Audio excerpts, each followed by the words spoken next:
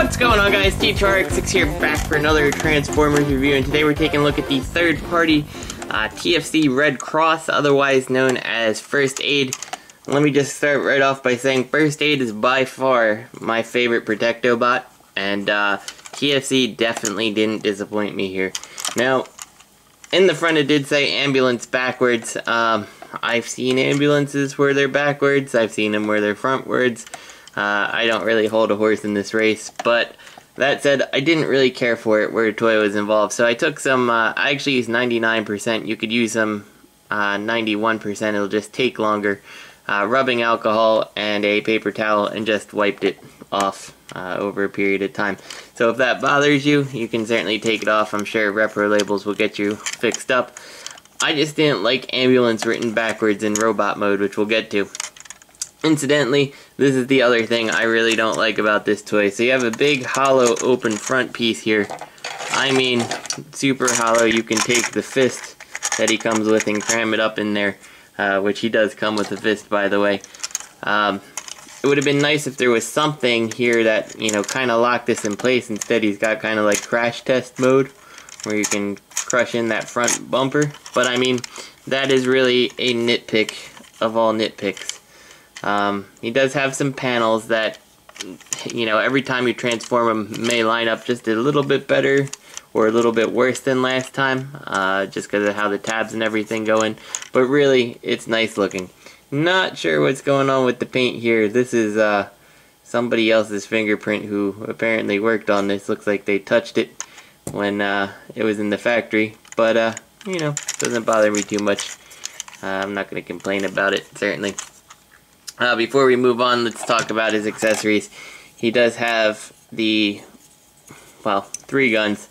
They're just kind of attached together, so you can put it on the back here. This square does turn around. It does have a specific way that it fits in. If you put it in the wrong way, you end up getting a little slope off the back when it's flush like this. And it is a pain in the butt to get out.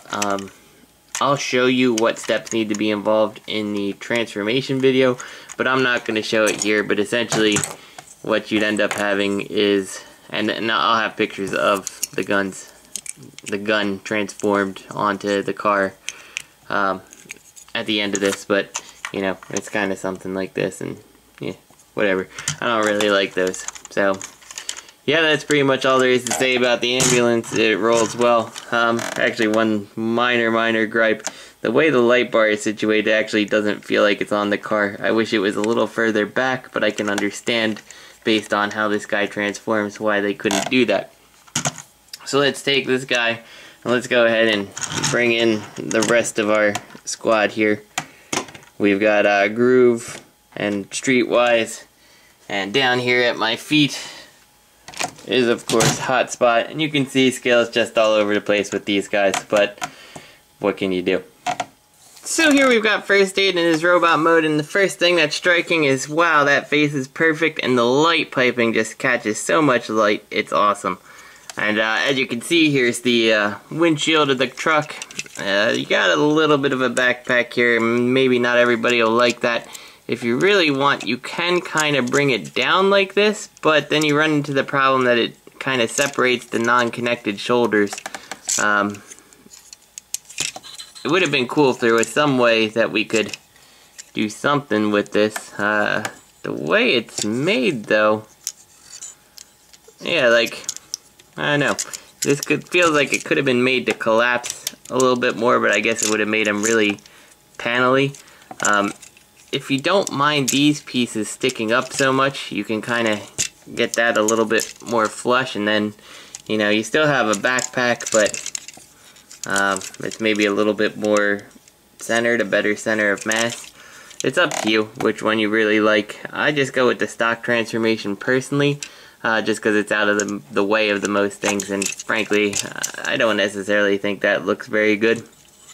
So yeah, for me, it's stock transformation. Of course, you do have the option which guns you want them to use. There is this other one that was used to make the weaponized vehicle. I do like both options. This does look good. I also wish he had a pair of scalpels, kind of like Ratchet or something. Some kind of like small bladed weapon. So let's talk about articulation here. Head is on a ball joint, very expressive, plenty of range of motion on it. No problems there. Maybe, I guess, up and down you could get a little bit more, but, you know, good enough for my needs. Coming to his shoulders here, shoulders are a bit awkward. Based on how these things work, it's hard to move them without this whole assembly moving.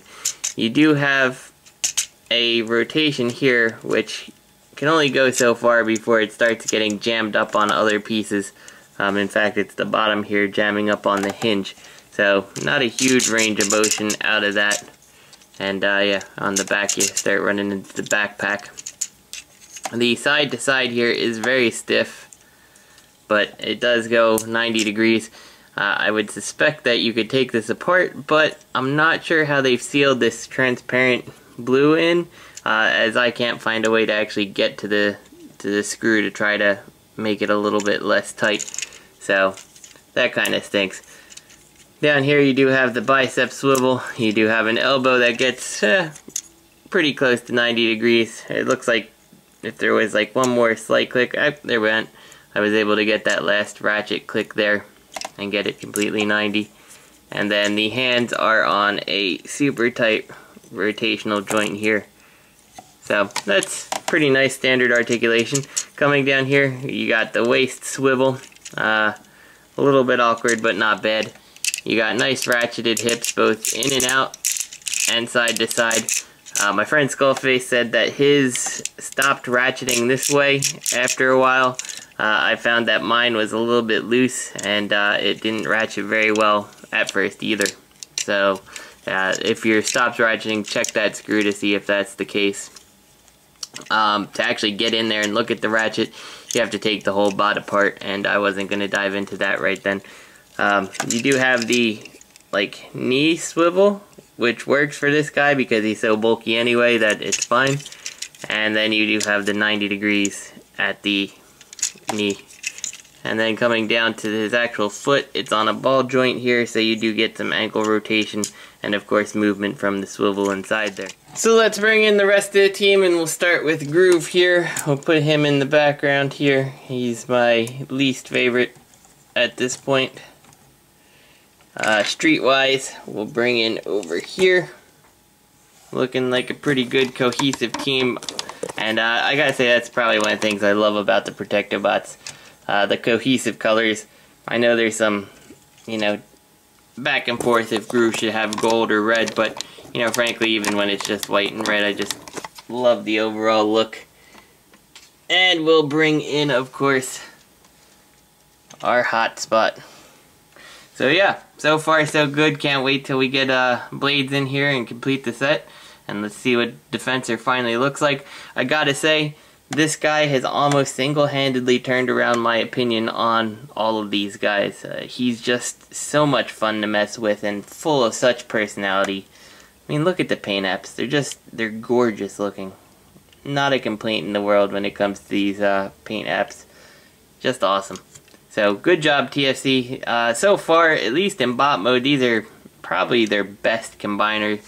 They look the most a part of who they're trying to be, with really well done head sculpts. And yeah, the paint is just gorgeous on these guys. So, this is T2RX6. I hope you guys enjoyed the review, and I'll see you next week.